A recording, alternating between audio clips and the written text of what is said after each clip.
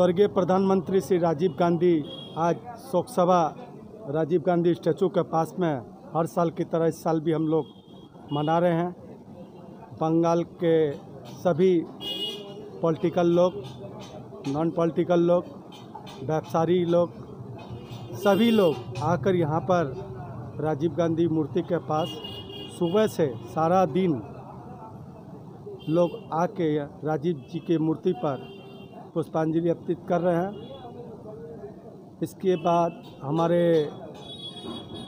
टॉलीवुड के social media पे तो मैंने सही प्राय लोग आज के दिन हम लोग इस मूर्ति पर राजीव गांधी के शोक दिवस पे आए हैं। उन सभी को मैं हार्दिक बधाई देता हूं।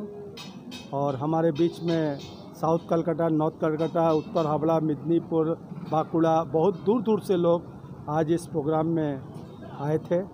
नमस्कार। आज के ভারতবর্ষের প্রধানমন্ত্রীদের মধ্যে অন্যতম শ্রেষ্ঠ প্রধানমন্ত্রী রাজীব গান্ধীর প্রয়াণ দিবস। আজকের এই দিনটাতে 1991 সালে এইরকমই একটা ইলেকশন চলছিল, লোকসভার নির্বাচন চলছিল।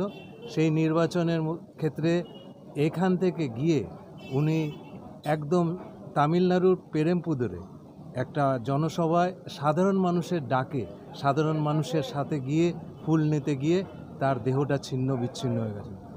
তার নশ্বর দেহটা ছিন্ন বিচ্ছিন্ন হয়ে গেল, তার কর্মকাণ্ড, তার নাম, তার প্রতিপত্তি সারা জীবন, যতদিন চন্দ্র সূর্য থাকবে ততদিন, যতদিন ভারতবর্ষ থাকবে ততদিন রাজীব গান্ধীর নাম থাকবে। আমাদের মাননীয় মুখ্যমন্ত্রী মমতা বন্দ্যোপাধ্যায়েরও অত্যন্ত শ্রদ্ধার পাত্র ছিলেন রাজীব গান্ধী।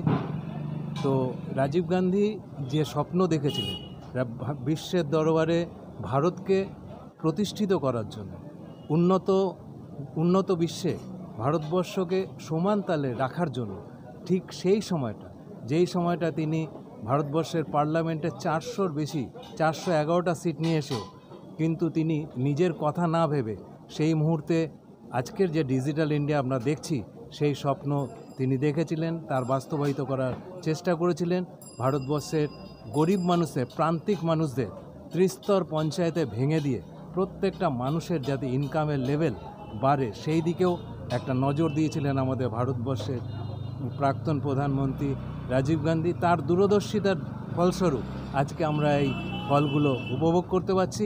তারই একটা বদনাম হয়েছিল যেই নামের সাথে সাথে বোফোর্স, সেই বোফোর্স কামানি কিন্তু আমাদের কিছুদিন আগে যে কার্গিলের যুদ্ধ হয়েছিল সেই কার্গিলের যুদ্ধে সবথেকে বেশি এফেক্টেড হয়েছিল বোফোর্স কামান।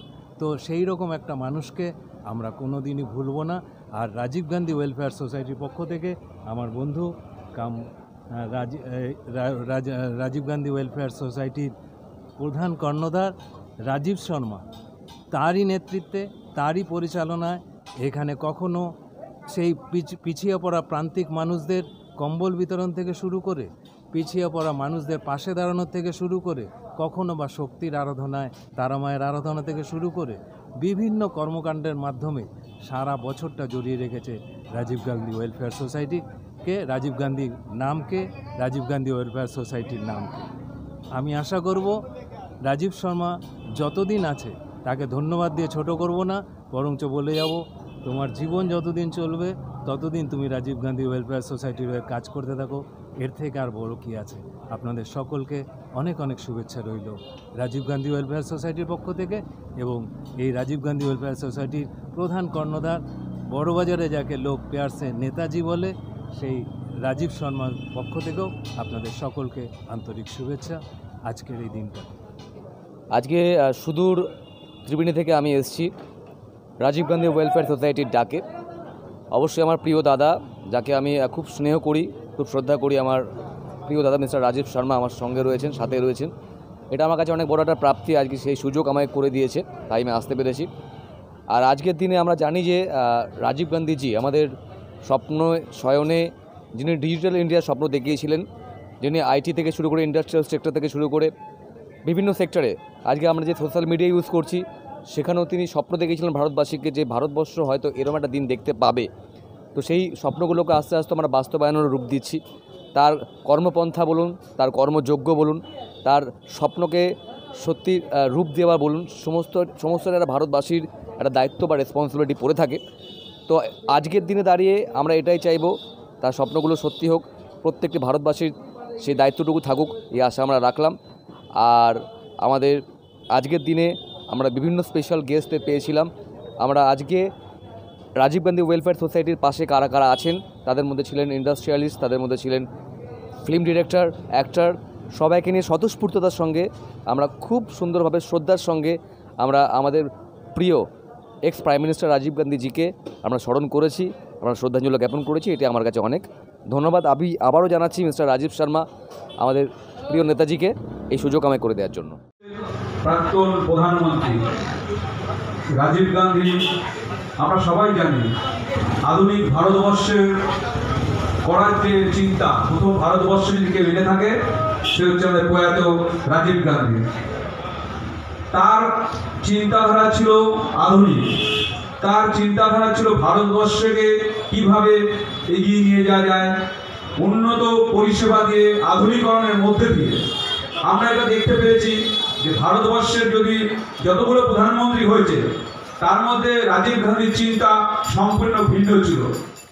রাজীব গান্ধী হচ্ছে আমাদের দেশের একমাত্র প্রধানমন্ত্রী, যাকে যিনি খুব সহজ সরল মানুষ ছিলেন এবং মানুষের জন্য অনেক কিছু করে গেছেন।